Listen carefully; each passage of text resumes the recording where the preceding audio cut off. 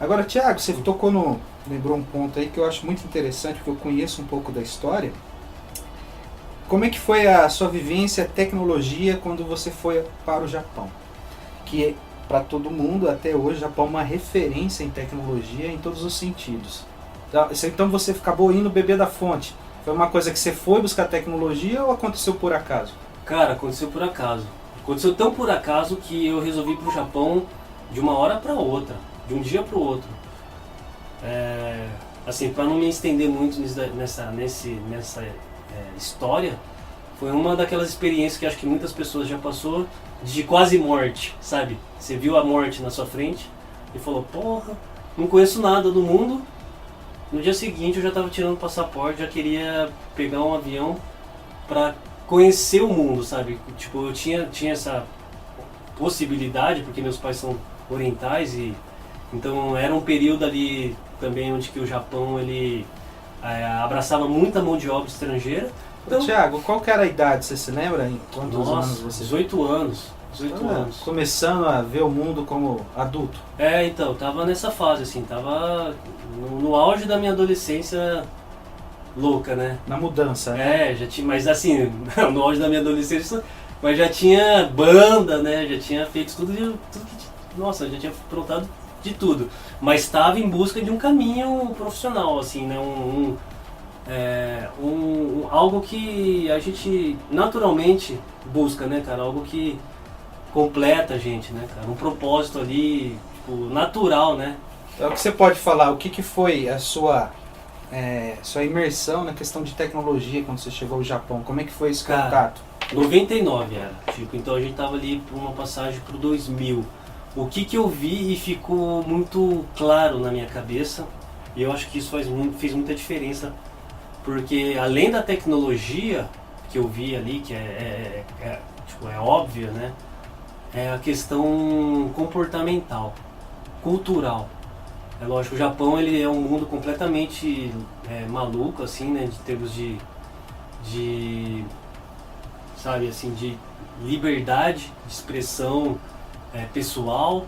Por mais que tenha todo o formato também relacionado à cultura deles, que engessam eles, porque eles são também vistos, né, como um povo que só trabalha, muita honra, né? Aquela coisa, se o cara não passa, o cara se mata, sabe? Se o cara não tem sucesso, o cara, tipo...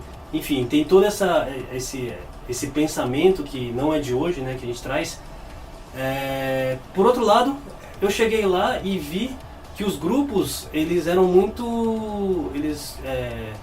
assim, a moda, por exemplo, né? Todo mundo se vestia como se bem entendesse, ninguém se interferia ali no gosto dos outros, sabe? Tinha aquela coisa que a gente naquela época eu via como muito mais quadrado do que eles, que era assim, um respeito pela expressão própria. Pela expressão individual de cada um. Isso, e acho que o que eu tenho em mente é muito essa questão da moda.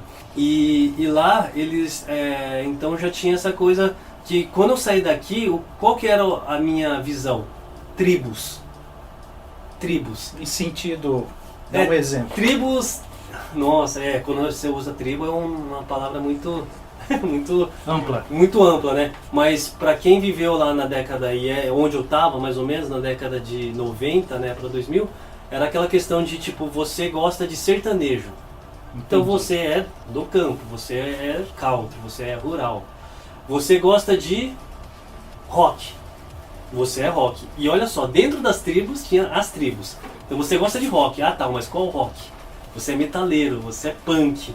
E já não se conversavam ali, já eram, você anda de skate, você quer bater no cara que anda de patins. Então era isso que era, tipo, para um esse adolescente. É o conceito que você tinha naquele momento, que seria igual ao Japão. Isso, não, na verdade para um adolescente, né, e lógico, existia também as gangues lá do Japão, eu vi isso.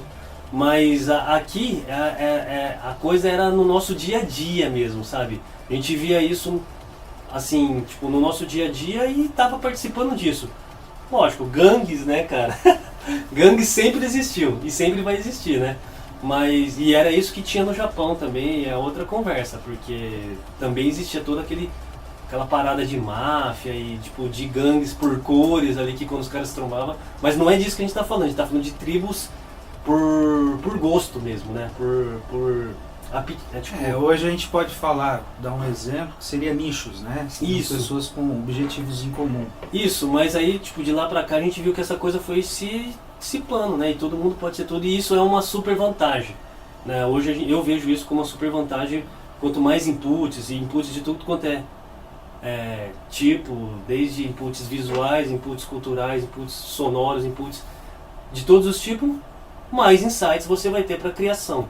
E eu acho que a criação é a base de tudo, sabe? A criação, cara, é aquilo que a tecnologia nunca vai, por mais que também existirá formas de fazer isso, a tecnologia nunca vai substituir. A questão do Japão, eu conheço um pouco da história que o Thiago está me falando, né? Mas também tem muitas outras vertentes que são extraordinárias as experiências que ele passou. E eu acredito que depois a gente pode fazer um só Thiago no Japão, né? Isso seria muito interessante. Não, e pode fazer um Rogerião no Orozimbo Maia, né? Sim, cara, tem muita história muito... Mr. Fidelis pode fazer também. Pode, isso é muito legal. Não, e na verdade a gente vai fazer, Rogério. Não, vamos fazer sim. Mas voltando, Thiago, essa questão, essa visão sua, cultural do Japão, mesmo você já tendo um vínculo muito forte com a sua família oriental, para você foi uma ruptura de questão cultura na época?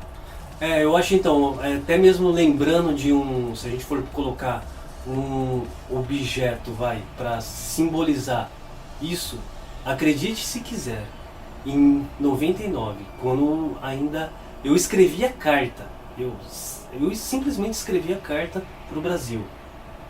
Eu trocava correspondência no papel. O que simbolizou a tecnologia no Japão e essa mudança que eu falo que é cultural, que me marcou, foi o celular, cara. Foi o smartphone, foi a internet no bolso daqueles caras naquele momento.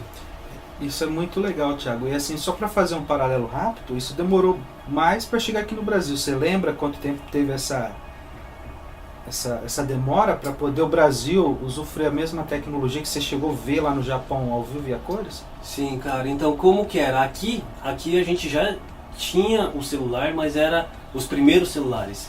Então era aqueles lá que todo mundo fala, né? Os tijolos, os analógicos, né? Sim. Então tinha lá, eu acho que talvez naquele momento o mais sofisticado celular que a gente tinha aqui era o StarTAC da Motorola, que era analógico. Você abria ele ali, tinha ali os LEDzinhos laranja, então não tinha nenhum display mesmo, né?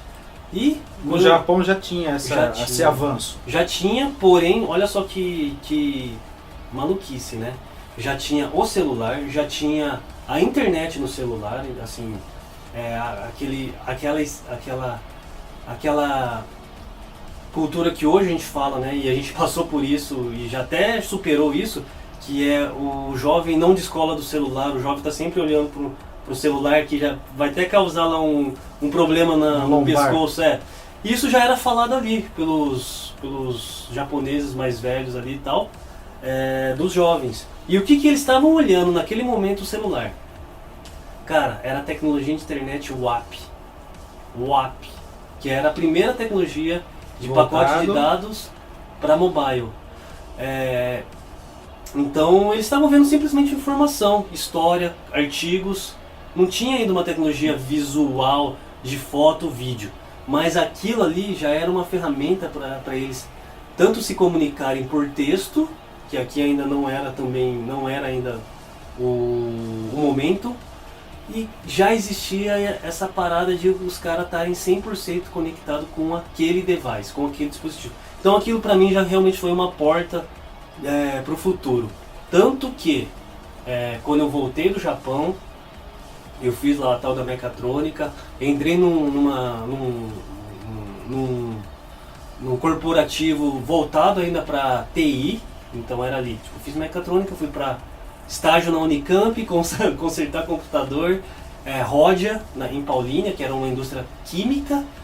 Da indústria química fui para uma indústria a minha parada era tecnologia, não era química, então eu fui para para Vivo, que falava de telecom. Então ali naquele momento a gente tinha dois campos brigando, que era a telecom e a mecatrônica, indústria, indústria, como que é, informática industrial e telecomunicações.